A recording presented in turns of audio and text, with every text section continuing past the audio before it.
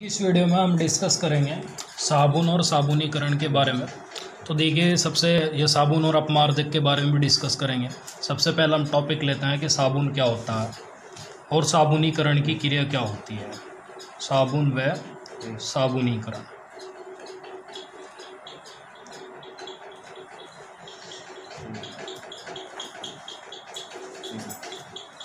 तो देखिए, साबुन क्या होगा, जब किसी तेल या फिर वसा को, यानी ग्लिसराइड्स कह सकते हैं, तेल या वसा क्या कहेंगे हम, ग्लिसराइड कहेंगे, को कास्टिक सोडा विलयन के साथ हम मिलाते हैं तो क्या बनता है, तो संगत अम्ल का सोडियम लवण प्राप्त होता है।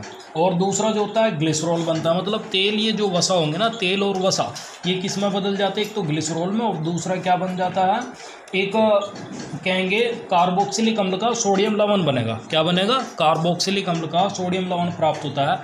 ये जो कार्बोक्सिलिक अम्ल का सोडियम लवण बनता है ना, इसे तो हम कहते हैं साबुन, और इस क्रिया को हम क्या कहते हैं, साबुनीकरण क्रिया कहते हैं। मतलब साबुन बनने की जो क्रिया होगी, साबुनीकरण की क्रिया होगी। जैसे मान लीजिए यहाँ पर हमने एक तेल का फॉर्मूला लिया, ग्लिसराइड कहेंगे हम जिसे, CH2 COO C17H35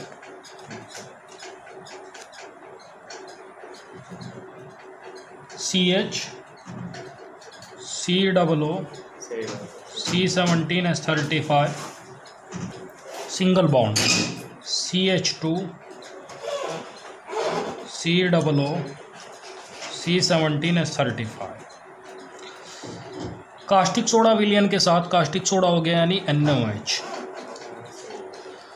या तो कास्टिक अक्सार लेंगे हम, ठीक है, कास्टिक सोडा कास्टिक अक्सार, यानी या तो NaOH ले सकते हैं हम, या फिर यहाँ पर जो अभिक्रिया करा सकते हैं हम KOH से भी करा सकते हैं। कास्टिक पोटास से करा लो या फिर कास्टिक सोडा से अभिक्रिया करा लो। तो इसके साथ अभिक्रिया कराने पर एक तो ग्लिसरॉल बनता है और दूसरा क्या बनता है, कार्बोक्सिलिक अम्ल का सोडियम लवण प्राप्त होगा। ग्लिसरॉल का जो फॉर्मूला हो गया, सबसे पहले ग्लिसरॉल निकाल देते हैं हम यहाँ पर। तो ये होगा CH2OH single bond CHOH single bond CH2OH। ये ग्लिसरॉल हो गया। मतलब ये हो गया, देखिए कितना पार्ट इसमें, एक ऑक्सीजन छोड़कर यहाँ पर, ठीक है, CO C17H35 CO C17H35 CO C17H35, 3 H से हट जाएंगे यहाँ से। इसमें किससे हट जाएंगे, मतलब 3 H जो हो गया ना, इसमें से एक समूह होगा CO C17H35, इसे डिस्प्लेस कर देंगे। 2 ऑक्सीजन के तो एक रह जाता है वहाँ से, और एक H जुड़ जाता है उसके साथ जाकर, तो OH में कन्वर्ट कर देता है। CH2OH single bond CHOH single bond CH2OH। तो अब देखिए क्या रह गया, आगे जो रह गया, 3 तो रह गए ONA के, और 3 किसके निकले यहाँ से, 1 2 3 निकलेंगे, 3 निकलेंगे C17H35 CO के। तो ये बन जाता है C17H35 H35 COO। Double O कहाँ से आया, एक O ये वाला था और एक ये वाला, तो 2 O बन गए आगे, तो आगे आ गया इसमें Na। क्या आ गया, Na आ गया। 3 ले लेंगे हम इसके, क्योंकि 3 निकलेंगे यहाँ से, ठीक है। अब ये बन गया सोडियम लवण प्राप्त हुआ किसका, कार्बोक्सिलिक अम्ल का। कार्बोक्सिलिक अम्ल का क्या प्राप्त हुआ है, सोडियम लवण प्राप्त हुआ है। ये क्या कहलाएगा, साबुन कहलाएगा। और साबुन बनने की जो क्रिया होगी वो क्या कहलाएगी, साबुनीकरण की क्रिया कहलाएगी। क्लियर हो गई बात। तो इस तरह से हम साबुनीकरण की क्रिया कर सकते हैं। तो बात आपको ध्यान में रखनी है, जब किसी तेल या फिर वसा, मतलब जिसे हम क्या कहेंगे, ग्लिसराइड्स कहेंगे, उच्च ग्लिसराइड्स कह सकते हैं, उच्च ग्लिसराइड्स को हम क्या करते हैं, कास्टिक सोडा यानी NaOH या फिर कास्टिक पोटास KOH के साथ मिलाते हैं, तो ग्लिसरॉल के साथ साथ क्या बनता है, मोनोकार्बोक्सिलिक अम्ल का एक सोडियम या पोटेशियम लवण प्राप्त होता है। ये मोनोकार्बोक्सिलिक अम्ल के सोडियम या पोटेशियम लवण कहलाएंगे साबुन, और साबुन बनने की क्रिया क्या कहलाएगी, साबुनीकरण की क्रिया कहलाएगी। देखिए, ये जो साबुन हो गया, इस साबुन को हम सोडियम स्टीयरेट कहेंगे, ठीक है। क्या कहेंगे इसे, सोडियम स्टीयरेट।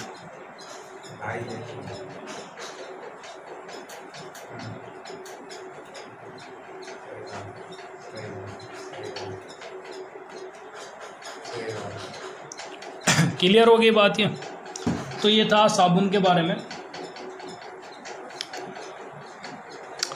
तो देखिए अब साबुन के प्रकार आ गए। साबुन दो प्रकार की होती है, एक तो मृदु साबुन होती है, मृदु साबुन या मुलायम साबुन, सॉफ्ट सोप कहेंगे हम इसको, और दूसरा जो होती है वो होती है कठोर साबुन, कठोर साबुन।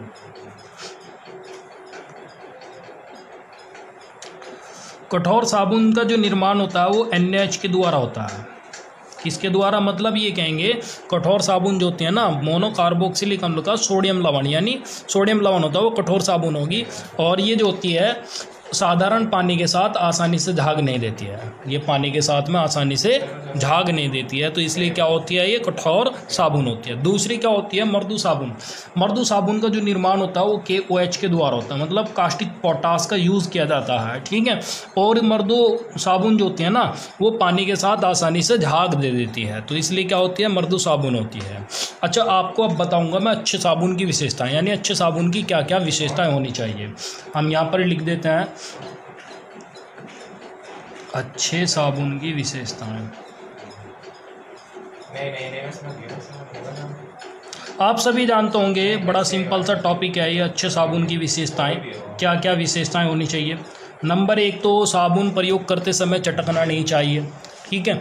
अगर मान लो कोई साबुन प्रयोग कर रहे हैं और वो चटक जाता है तो इसका मतलब क्या है, वो साबुन अच्छा नहीं है।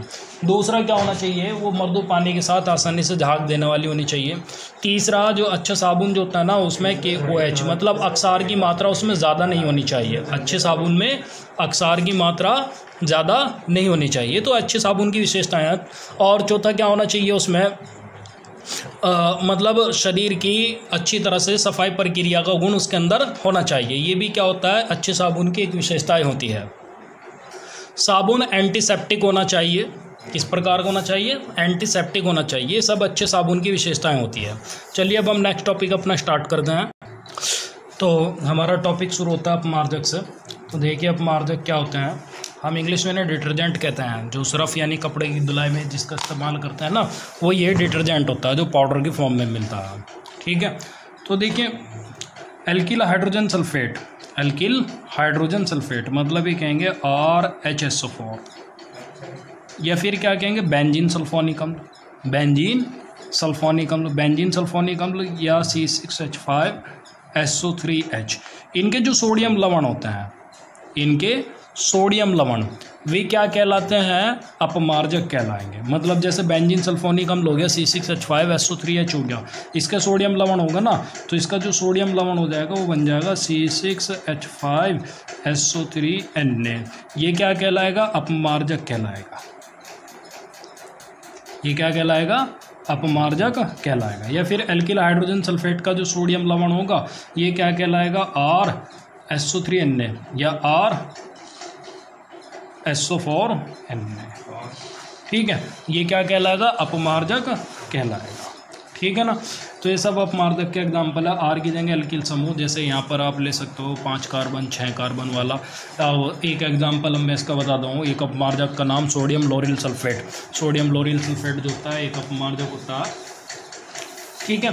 तो देखिए अपमार्जक में क्या होता है, अपमार्जक कठोर साबुन में तो ये था, साबुन जो थी कठोर जल के साथ झाग नहीं देती थी, ठीक है। तो अब इस समस्या को दूर करने के लिए अपमार्जक का इस्तेमाल किया गया, यानी अपमार्जक बनाया गया। तो अपमार्जक क्या होता है, कठोर जल के साथ या फिर मृदु जल के साथ, दोनों के साथ आसानी से झाग देता है। मतलब हम ये कहेंगे इस पर जल की कठोरता का कोई प्रभाव नहीं पड़ता है, ये अपमार्जक में होता है। और इसकी जो सफाई प्रक्रिया होती है अपमार्जक की, वो साबुन से ज़्यादा होती है। वो क्या होती है, इसकी साबुन से ज़्यादा इसकी सफाई प्रक्रिया होती है। और जो अपमार्जक का निर्माण होता है ना वो कोयले या फिर पेट्रोलियम से प्राप्त हाइड्रोकार्बन से होता है, जबकि साबुन का जो निर्माण होता है वो वनस्पति तेलों या फिर किससे होगा, घी से इसका निर्माण होता है। तेल या घी से मैंने अभी बताया था आपको। तो इस तरह से हम ये साबुन और अपमार्जक में अंतर भी बता सकते हैं। आज की इस वीडियो में ये डिस्कस करना था, और इस तरह से आपका ये चैप्टर भी कंप्लीट हो जाता है। नेक्स्ट वीडियो में आपको नेक्स्ट चैप्टर से शुरुआत की जाएगी।